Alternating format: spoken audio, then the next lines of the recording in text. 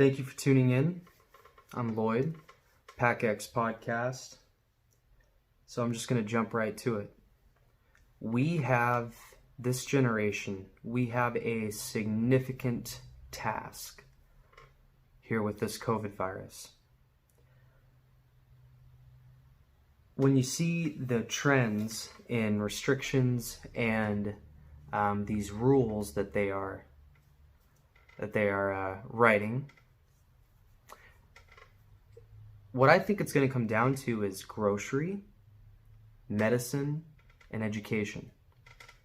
Let's just start with grocery. For example, here in the great state of Washington, in the Pacific Northwest, we have to wear face masks outside of our home. Unless if you are, and it says word for word that you don't have to wear it when you're sleeping. So that's good to know. And when you're exercising outdoors, and word for word it says, or when it is erroneous, such as eating. So those are the rules. And at the grocery store now, with that rule, there's also now aisles, right and left aisles, right? When you walk down them, you have to follow the arrows. So, you could only imagine that if this virus, which I'll get to that, gets worse, these restrictions, I'm sure, will tighten up too. And, you can think about the education aspect of it too.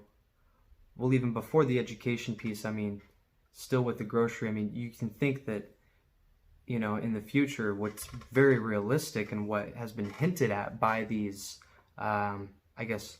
elites is what I'm going to call them. They're hinting at, kind of what the future is going to look like. Bill Gates has talked about it, and many others have too. And so you could imagine that when a virus or when a vaccine comes out, that you could have to have this vaccine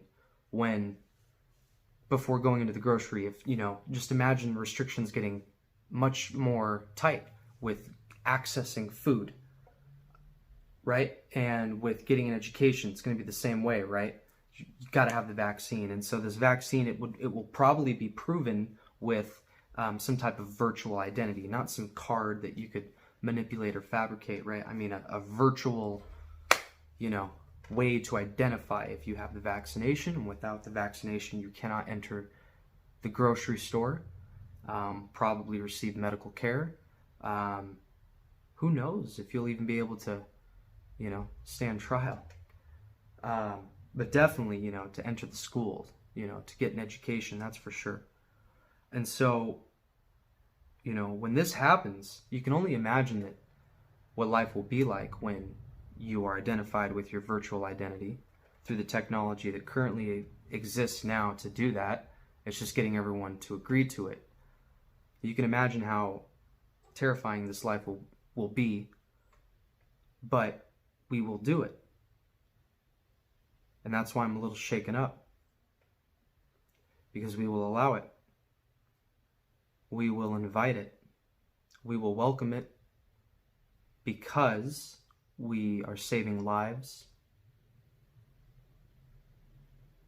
and it's for our safety. We will do it. And my daughter today, she just started preschool right before the virus, and she loved it, loved the idea of school and kids, other kids. She's a very social person. Very, very social young lady.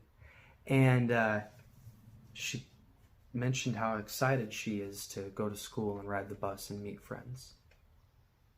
And so, that hit home for me, because I don't think she's going to be able to experience that. Without my control in that, even, regardless of her attending public school or not, it's not going to be like how it was for us. That's sad. It's more than sad. It's a big understatement. So, yeah, the virus has me bummed out just a little bit, you know. And so, if there is the slightest chance that the virus is not real, this is a pretty big deal.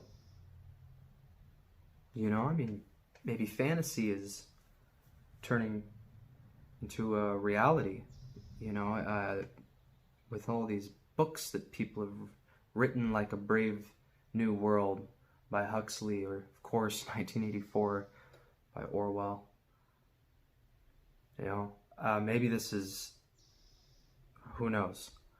So the chance that this virus is not real, or what it is made out to be, at least, this is a pretty big deal, because there are a lot of people in power who are making decisions and are hinting that it's the new normal and it's going to stay this way.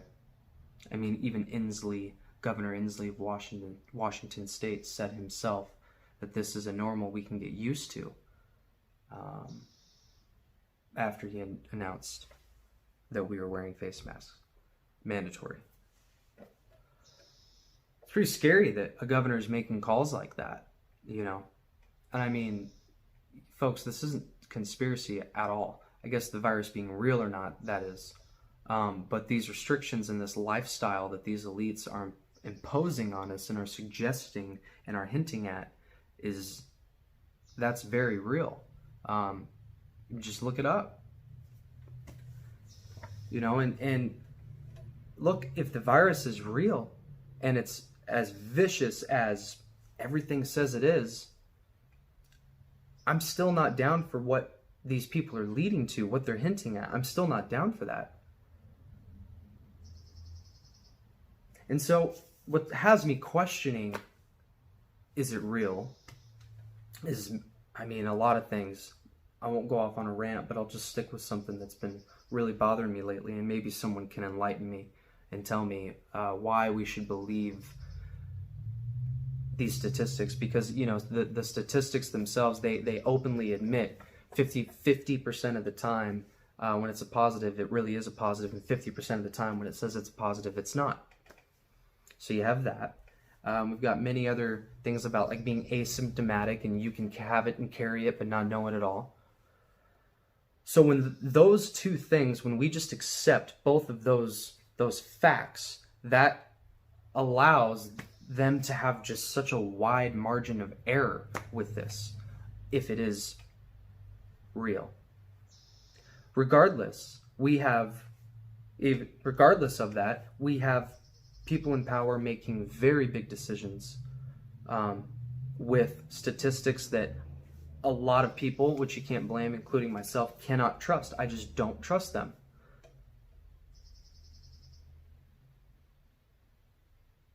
So, you know, I see a lot of, I'm continuously seeing videos of said doctors and scientists claiming how bad wearing these masks are. You won't find them on YouTube. Maybe you will. I don't know. But there's plenty that I've seen that are banned that are not on YouTube or Facebook. You're probably not going to find it there. But to my knowledge, and I could be unaware, to my knowledge, OSHA it says that 19% oxygen level is where it should be, and with the mask it's 17%. You know, I don't know.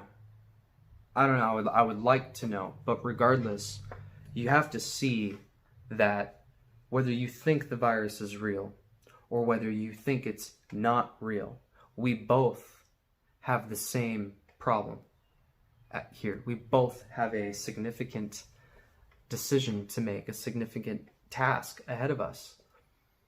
What are we going to allow? We need to remember that we make the choice. That's what life is. We have choice. That we, the people, make the choice, not them, not people in power. So we have a common worry here, the future, and what our livelihoods will lead to when it comes to the dangers of this virus or to the dangers of those who imposed this fake virus. Regardless, whether you believe it or not, there are dangers. So my advice, my response to that, after sharing it with you, I think the best thing to do from what I've learned in my about 4 or 5 years of, a lot of research and a lot of wasted time in researching, because you're going to go down rabbit holes that mean nothing. My biggest takeaway so far is the most effective thing you can do when you discover, imposing tyranny or just, I guess, all of the above, is to just simply not comply. It doesn't take violence. It doesn't take even screaming from a rooftop. It just takes you to simply not comply.